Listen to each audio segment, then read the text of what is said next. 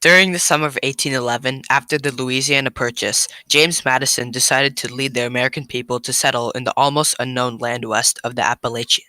However, the natives set up a defense line from Michigan to Georgia. Set up a defense line.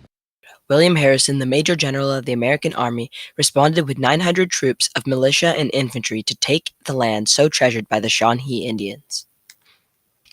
Tecumseh, intimidated by this threat, sent a delegation to discuss a peace treaty for the two opposing forces.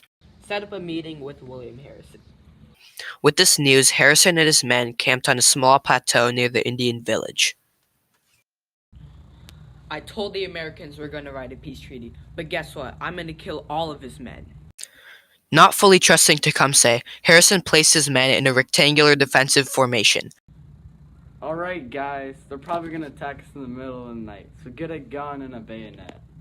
They distributed ammunition among the troops and gave the men sentries and bayonets. Surely enough, on the morning of November 7th, hundreds of Indians rushed the camp and flanked from all sides, their main objective to kill Harrison.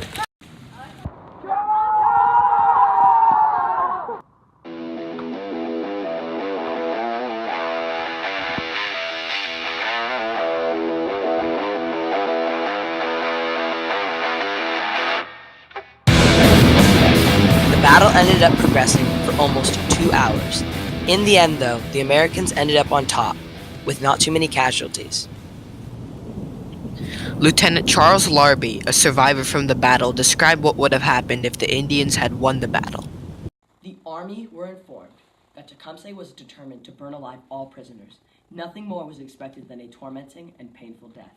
As the Americans looked at the desolate battlefield, they found a very familiar glint of the natives' guns. As they looked more closely, they recognized them as none other than British guns. As the news spread that the British were supplying the natives with their guns, war fever arose, and a group of people banded together as the War Hawks. Henry Clay had multiple things to say about how going to war with England was best for us.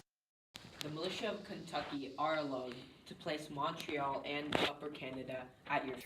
Henry Clay implied that Madison should declare war against Britain, with the end result being that America would finally acquire the whole of Canada.